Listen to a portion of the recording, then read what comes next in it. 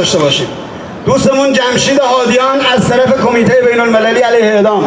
جمشید هادیان فعال سیاسی اجتماعی کارگری است و ایشون از طرف کمیته بین المللی علیه اعدام چند دقیقه با شما به انگلیسی صحبت خواهد. جمشید هادیان بفرمایید.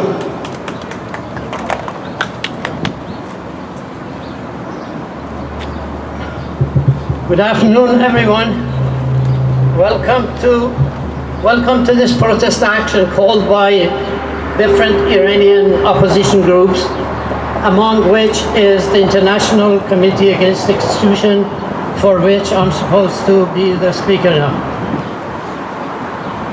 We have gathered here obviously to protest the execution order, the execution verdict on Amir Hossein Moradi, Saeed Tamjidi and Mohammad Rajabi, and fortunately the whole world has risen up in protest against this inhumane verdict, as other inhumane verdicts of execution by this regime for the past 40 years.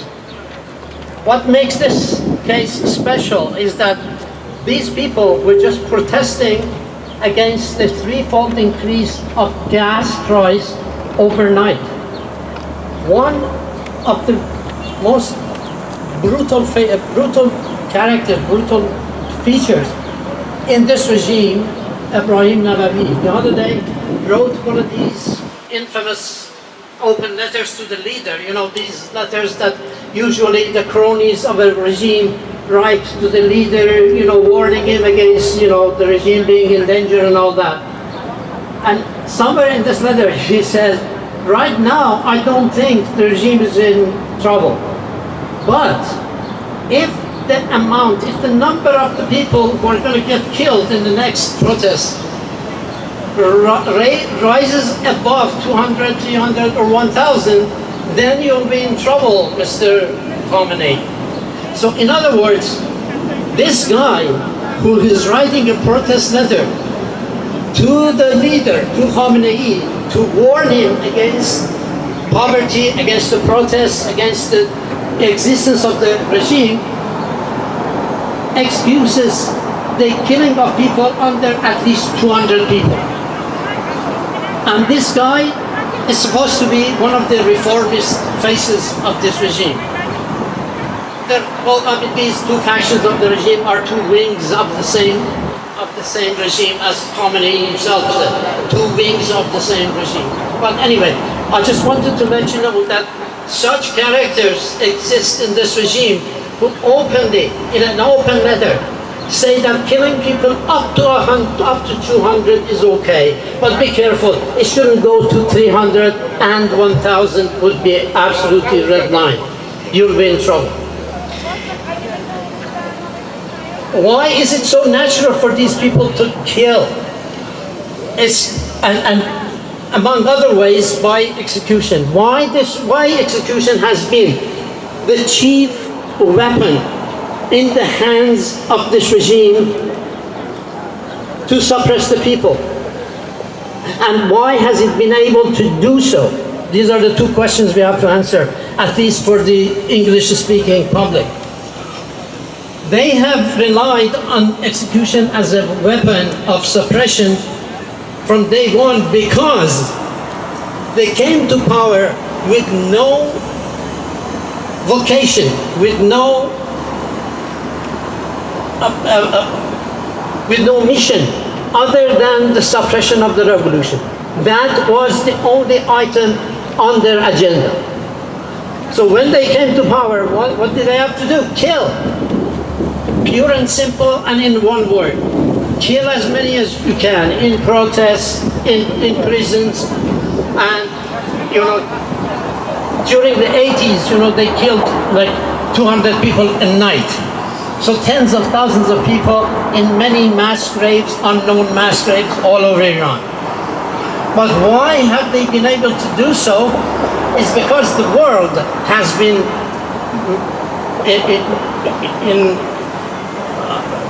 basically and largely silent against these crimes, against these executions. So why have they been silent now? That's another question. They have been silent And first and foremost, the Western powers have been silent in the face of all these crimes that this regime has committed on a daily basis because they need this regime. The Western powers, first and foremost, among all the capitalist countries in the world, and I mean, there are no other countries in the world, the whole governments in the world, they need this government. Why? Because of its mission, which I said was to suppress the revolution. Has the revolution not been suppressed yet? Yes, it has been suppressed. But there is still resistance that must be suppressed.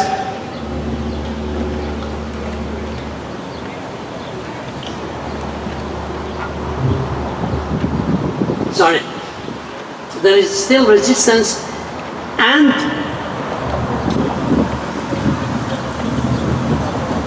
the whole point, the whole positive characteristic of this regime for the Western countries especially, is that now, during the past, say, 30 years out of the 40 years that they have been in power, this regime is suppressing an 18 million strong population, mostly young, secular, westernized, and to a large extent even atheists.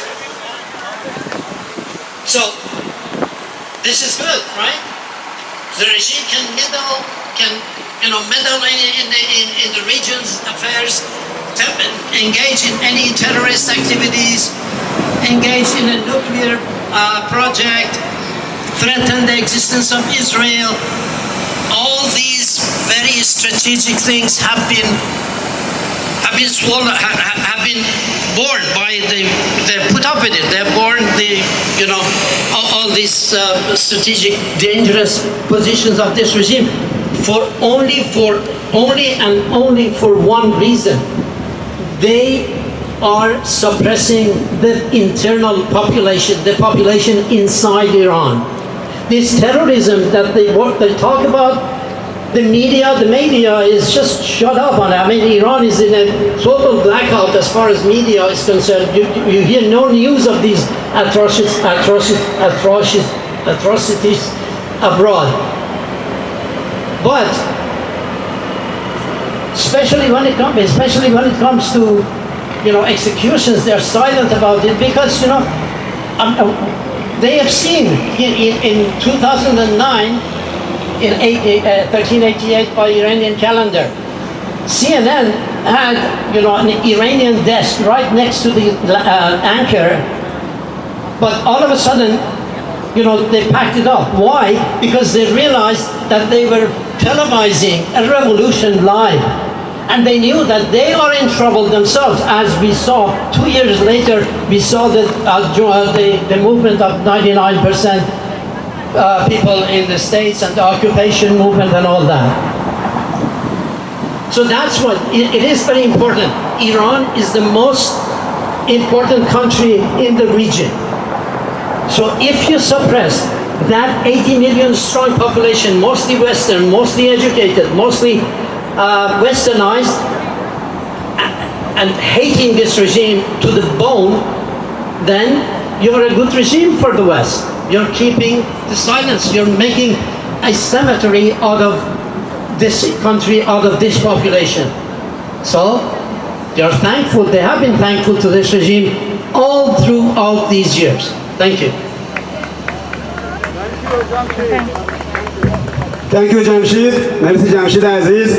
دوستان گرامی، پتیشن علیه اعدام و برای آزادی زندانیان سیاسی اینجا سمت راست ما هستش. اگه دوست دارید میتونید امضا بکنید.